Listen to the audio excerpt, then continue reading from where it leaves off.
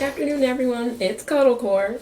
So today I wanted to talk about something that I'm really passionate about, which is the use of some of Alisa's more unique moves, like her more underused moves.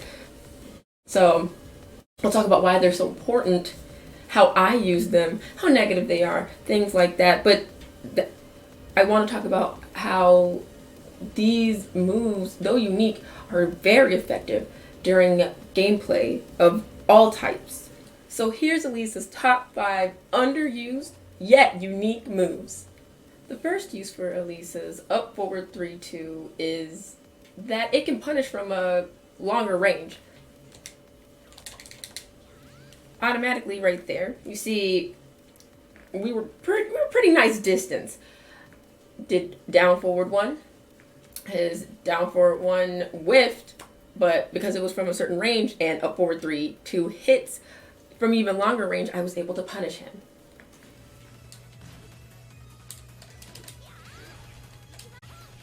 Another use for Alisa's up forward 3-2 is it low crushes.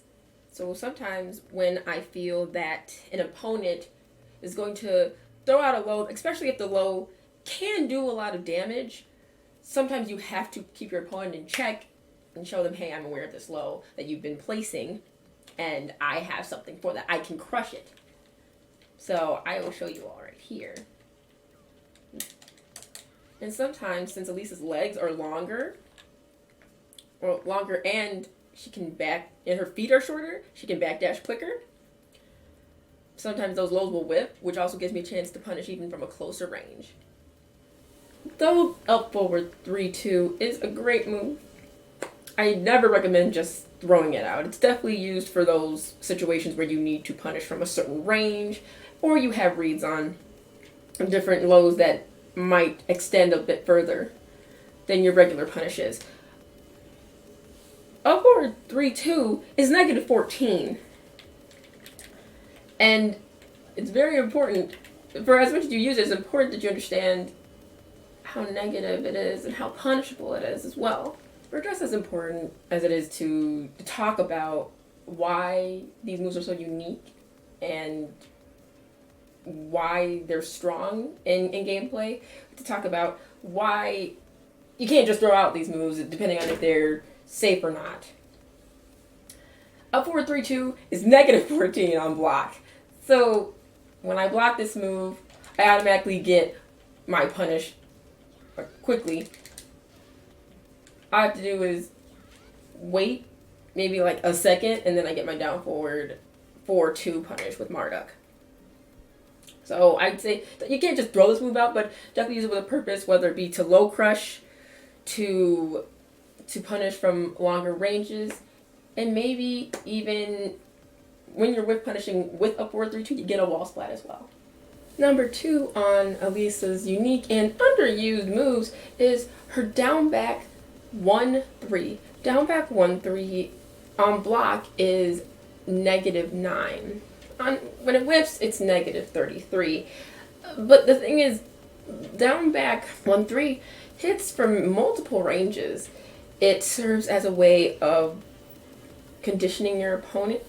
But I've noticed when I go against my opponents, when I hit them with down 3 a certain amount of times, when I do down back 1-3, they duck down back 1-3 as well. They expect the down 3, but both those animations look similar to them. So it's a nice mix up. And also down back 1-3, it has a property where it can crush. It can actually crush highs, and sometimes it can evade mids too. Here I'll show a very common situation I've been in where an opponent is attacking me and they'll rush me down with jabs and they'll try and bait me for a counter hit 4. But the great thing about Alisa is that down back 1-3 comes in handy for situations like that. See? 1-2. Then automatically 3.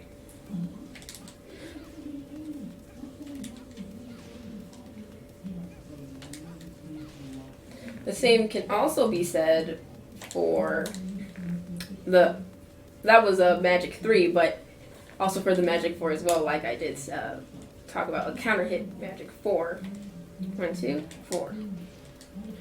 1, 2, 4. Yeah, see how it goes underneath that 4, and just it goes under jabs as well. It also helps in whip punishing them. Another use for Alisa's down back 1-3 is it's kind of like a step, like she can kind of step back with her down back 1. So it makes certain moves that opponents do, they'll whiff.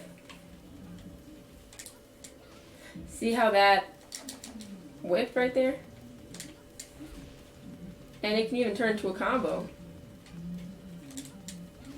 All I had to do was take 1 step back. And that move, his side step 4, whiffed. All I have to do is really step back once and then just do her down back 1. And her down back 1 serves as like another step back. And then 3, down back 1, 3, and you get a combo for it.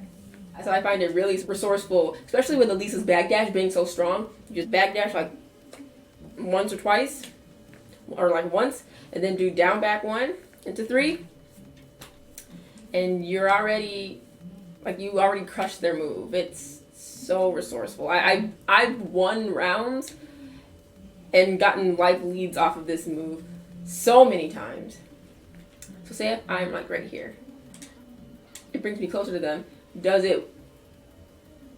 does look like a whiff, but if your opponent's just blocking, it just brings you closer to them, and you don't have to dash too much. You can just kind of glide in. Sometimes I use that move to close the distance.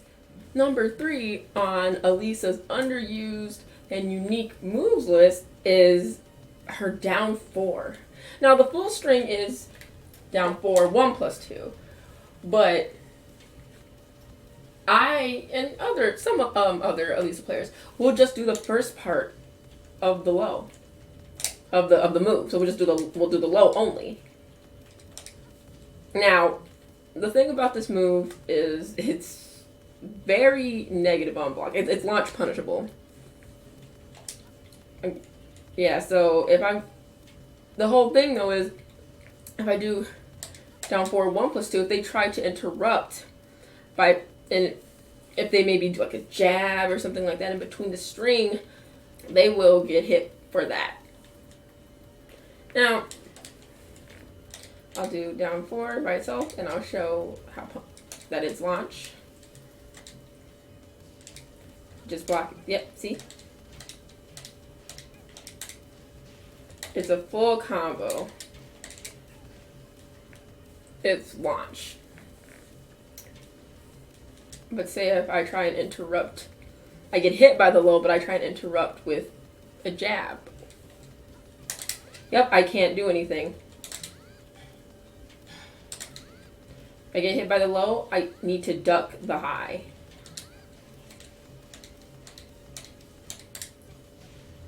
I can't interrupt it. Unless I do like a down jab, or I duck and then I launch. Though down 4 is launch punishable, I feel like what is unique about this move is that it's a different kind of low that Alisa has. Sure, Alisa has down 3, and that's hard to see, but that's launch punishable. And people are used to seeing that. People are used to seeing down 3. People are used to seeing down back 3. People are used to seeing crouching down 3, crouching down 4. They're used to seeing these kinds of lows, and they're used to seeing crouching down 4, 1 plus 2. They're used to seeing all of those. The one I see the least of is down 4. I think it's so important as growing Tekken players that we know how to mix up different types of moves that we use. It throws out the opponent, and it keeps our playstyle fresh. It keeps it electric. It's fast paced. When you need to change it up, you change it up. When you need to slow it down, you slow it down. And I think utilizing that down 4 sparingly, it really helps in throwing off what lows and what moves the opponent is saying, along with other moves. But in this case, since Alisa's lows are good, but can sometimes become predictable, that down four I think is a nice move to incorporate into your low pokes to change the momentum. Number 4 on Alisa's unique and underused moves is her forward 4, forward 1. Now, if Alisa hits you with forward, if she hits you with forward 4, that's +5. If you block it, it's -11. It's 4.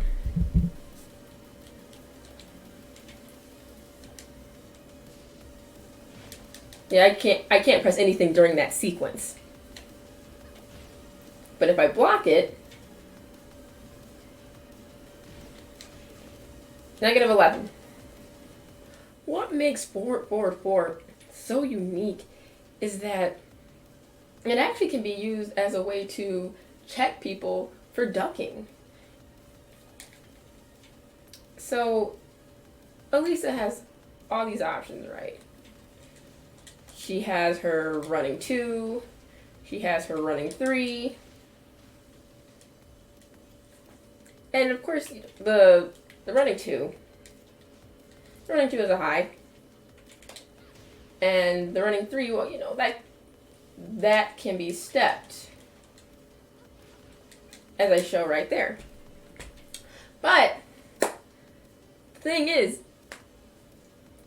I noticed that with the forward 4, it can kind of catch you if you're trying to step that running 3, and you're like late stepping it. You can do that forward 4 to catch someone stepping. You can also use the forward 4 as a way to stop people from ducking if they think you're going to do a running 2.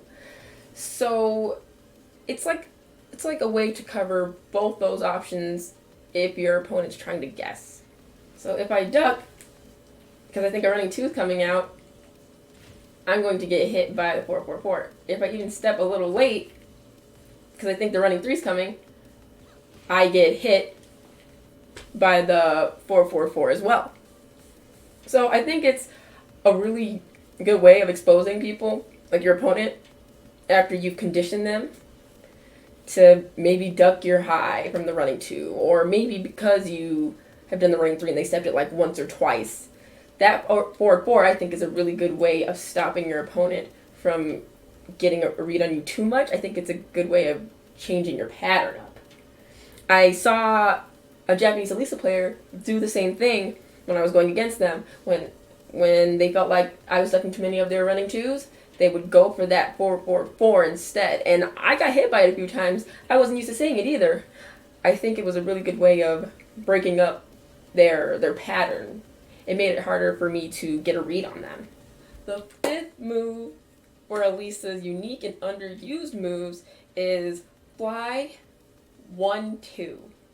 Not fly 1, not fly 1-2-1, fly 1-2. The fly move in itself, it brings about so many mix-ups, right? And some of those include, if I'm Alisa, me going from fly 3 and then mixing it up with fly 2, or mixing up with fly 1-2, because I've conditioned my opponent enough. The reason why I don't recommend Alisa players using just the first part of the fly punching sequence, fly 1 or fly 1-2-1, fly 1 is -15 on block, and I will record that. Fly 1. Right. Fly 1. I hop kick, and I was able to punish accurately, and that was a launch. Same thing with fly 1-2-1. It's -20 on block. Same thing. Punish. A huge punish. So that's why you'll only see me and maybe a few other Alisa players only doing 1-2. Because fly 1-2 is just, it's -9 on block. It's pretty much safe. It's safe. So it's less of a risk. You're mixing up your opponent without being as risky.